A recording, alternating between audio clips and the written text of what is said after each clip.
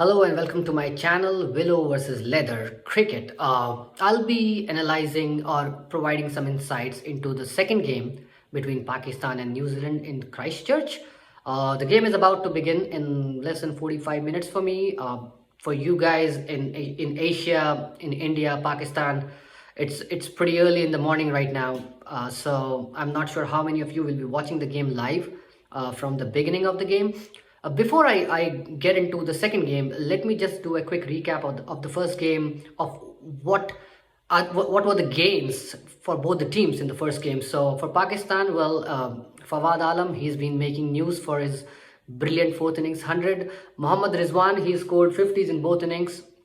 Ken Williamson, he's a brilliant batsman, and he is at the top of the ICC rankings right now. Scored a brilliant first innings 100, well supported by Ross Taylor, and a few more 50s for New Zealand. And in the second innings, Tom Latham and Tom Blundell, they both got half centuries. So not too many problems at the top for New Zealand.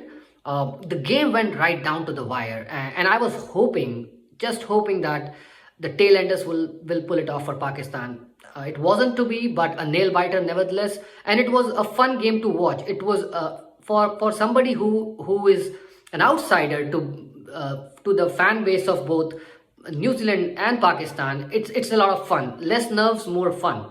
I'm a fan of Indian cricket. I'm an Indian. I love my Indian cricket team, just like you guys love your Pakistani team or the New Zealand team. But at the end of the day, we all love cricket. That's the common thread between all of us. So good game. Now let's talk about this second game, which is about to begin in 40 minutes or so. The problems for Pakistan, right? Babar Azam, he's not fit. He's still dealing with his thumb injury. So what can Pakistan do? What do they need to do? For beginners, they need to provide their middle order with a decent pace. The openers need to score runs. Both Shan Masood and Abid Ali, they failed in the last game in Mount Maunganui. Azhar Ali, he wasn't amongst runs either. So these three need to step up, score some runs. I'm not a huge fan of Haris Sohail. I do not know what the selectors see in Haris Sohail. I've also watched a lot of Caught Behind, the show that's hosted by Dr. Nauman Niaz and Rachid Latif. He's a guest on that show. They like him. I never liked the look of the guy, the way he bats. He struggles in bouncy conditions. He struggles in swinging and seaming conditions.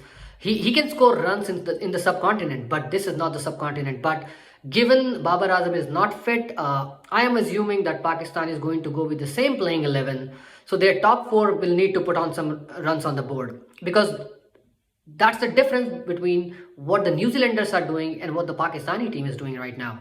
That New Zealand opening batsmen, they are scoring runs, especially Tom Latham. Tom Latham has been in really good forms in New Zealand, scoring runs consistently. He averages like in mid 40s in New Zealand.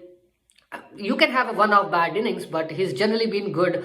Last year in 2020, he scored four or five half centuries, and there were not that many games. You have to think about the fact of number of games played by a player, and a lot of teams did not play too many games last year. So opening issues for Pakistan, middle order issues for Pakistan, but the lower middle order, they have come good. Fahim Ashraf, I'm glad he scored runs. He scored 90 odd in the first innings in the last game, and Mohammad Rizwan getting 50s in both games. So the lower middle order looks fine. Now let's talk about the bowling part.